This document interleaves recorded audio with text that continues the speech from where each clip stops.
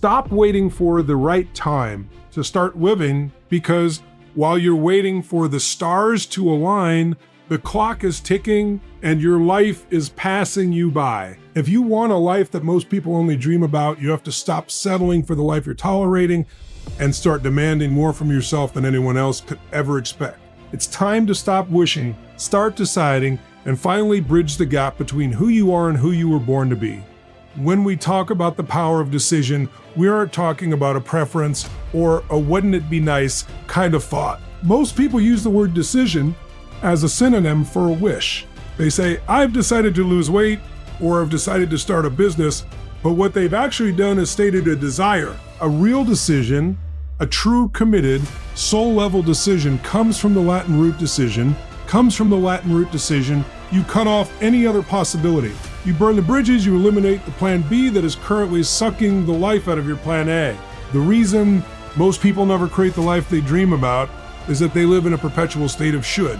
I should work out, I should be more present with my kids, I should find a way to make more money.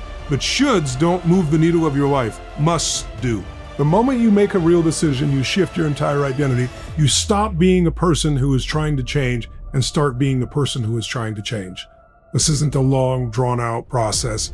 It happens in a heartbeat. It happens the second you say, this is who I am and this is how I live.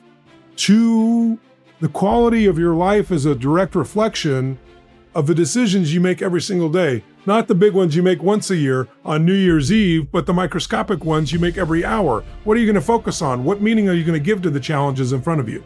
What are you going to do about them? If you don't like the results you're getting, you have to look at the decisions that led you here. Most people are paralyzed by the fear of making the wrong decision, so they make no decision at all. But here is the truth. Stay in the middle of the road and you get run over. Even if you make a mistake, a decision gives you momentum, it gives you data. You can't steer a parked car.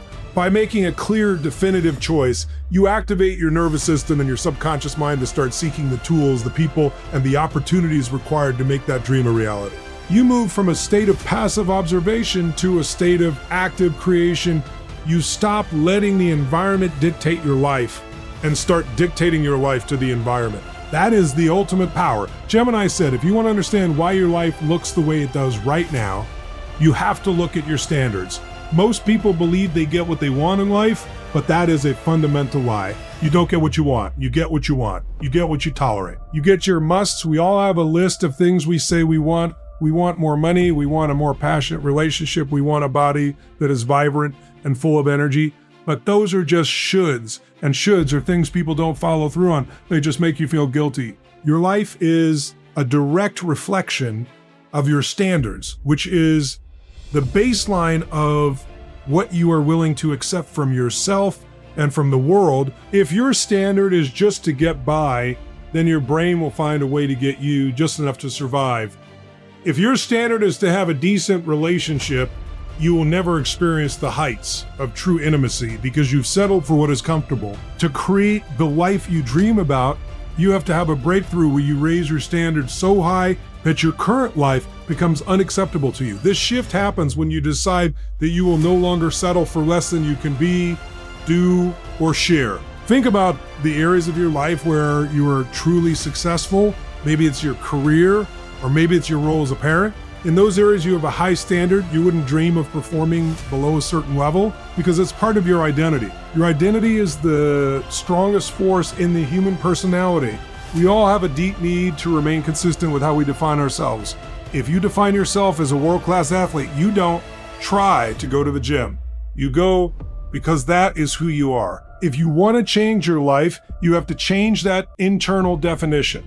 You have to raise the bar on how you treat people, how you show up in your business, and how you take care of your physical temple. When you raise your standards, everything else follows. Your focus shifts from what is easy to what is required.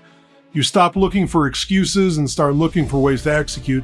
This isn't about being perfect, it's about a relentless commitment to progress. When you step up and demand more from yourself than anyone else could possibly expect, you move into a different league. You stop competing with the world and start competing with your own potential. That is where the magic happens. That is where the dream starts to become the standard. The most powerful tool you have for changing your life in an instant isn't your bank account or your IQ. It is your ability to manage your state Most people are vertical corpses walking around in a state of overwhelm, boredom, or frustration, and then they wonder why their lives aren't exploding with passion and success. You cannot have a high-quality life if you are consistently in a low-quality state. Your state is the emotional filter through which you see the world, and it is governed by two primary things, your physiology and your focus. If you want to create the life you dream about, you have to learn how to snap out of a losing state and move into a peak state where you are bold, courageous, and certain. Think about it when you're feeling depressed, how do you move? Your shoulders are slumped, your head is down, and your breathing is shallow. You can't think your way out of it. You have to move your way out of it. If you want to change your life, you change your body first, you stand up tall, you breathe deep, and you move with radical intensity. When you change your physiology, you change the chemistry of your brain. You move from a state of I can't to a state of watch me. The second part of state management is your focus. Whatever you focus on, you feel. If you focus on what's missing, you feel empty. If you focus on what you can't control, you feel overwhelmed. If you focus on the past and all the reasons why things didn't work out, you stay anchored to a version of yourself that no longer exists. Peak performance comes from a laser-like focus on where you are going and what you can do right now. You have to direct your mental energy toward the solution, not the problem. Most people spend 90% of their time on the problem and 10% on the solution. You need to flip that math. When you combine a powerful physiology with a relentless focus on your vision, you become an unstoppable force of nature. You don't wait for the world to give you a read.